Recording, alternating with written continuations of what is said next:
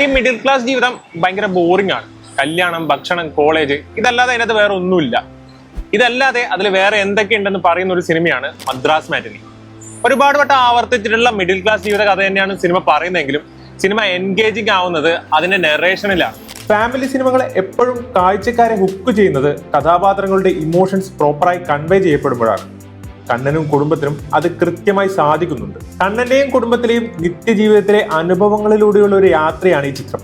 അത് വളരെ റിയലിസ്റ്റിക് ആയി സംവിധായകൻ അവതരിപ്പിച്ചിട്ടുമുണ്ട്. രണ്ടറ്റം കൂട്ടിമുട്ടിക്കാൻ ശ്രമിക്കുന്ന കണ്ണന്റെ തൊഴിൽ മക്കൾ മനസ്സിലാക്കുന്നതും കണ്ണൻ കുടുംബത്തെ സ്വന്തം ഓട്ടോയിൽ എന്തുകൊണ്ടാണ് കയറ്റാതിരുന്നതെന്നും ക്ലൈമാക്സിൽ കുടുംബത്തോടൊപ്പം കണ്ണൻ ഓട്ടോയിൽ യാത്ര ചെയ്യുന്നതും ഇങ്ങനെയുള്ള സീനുകളെല്ലാം തരുന്ന ഇമോഷൻ ലെവൽ പീക്കാണ്. സീനുകളൊക്കെ മിഡിൽ ക്ലാസ്സുകൾക്ക് ഹൈലി റിലേറ്റബിൾ ആയിട്ടാണ് എടുത്തു വെച്ചിട്ടുള്ളത്. പടത്തിൽ എടുത്തു പറയേണ്ടത് കാളി വെങ്കിട്ടിന്റെ അഭിനയമാണ്. കണ്ണനായി പുള്ളി ചുമ്മാ അങ്ങ് ജീവിക്കുകയാണ്. ഒപ്പം കമലയായി മലയാളിയായ ഷെല്ലിയും. 2025 തമിഴിൽ കുറച്ചധികം നല്ല ഫാമിലി പടങ്ങൾ ഇതുവരെ ഇറങ്ങിയിട്ടുണ്ട്. അതിൽ മിക്കതും മിഡിൽ ക്ലാസ് ജീവിതങ്ങൾ പറഞ്ഞ കഥകളാണ്. ആ കൂട്ടത്തിൽ ഏറ്റവും മികച്ചതെന്ന് തോന്നിയത് മദ്രാസ് മാറ്റിനിയാണ്. ഭക്ഷണം, കോളേജ്, കല്യാണം ഇതുമൊന്നുമില്ലാതെ മിഡിൽ ക്ലാസ് ജീവിതത്തിൽ എന്തുണ്ടെന്ന് ചോദിച്ചു തുടങ്ങുന്ന കഥ അവസാനിക്കുന്നത് middle class life what an adventure എന്ന് പറഞ്ഞാണ്. സ്വപ്നങ്ങളും ജീവിതവും കൂട്ടിമുട്ടിക്കാൻ ശ്രമിക്കുന്നത് ഒരു അഡ്വഞ്ചർ തന്നെയാണ്.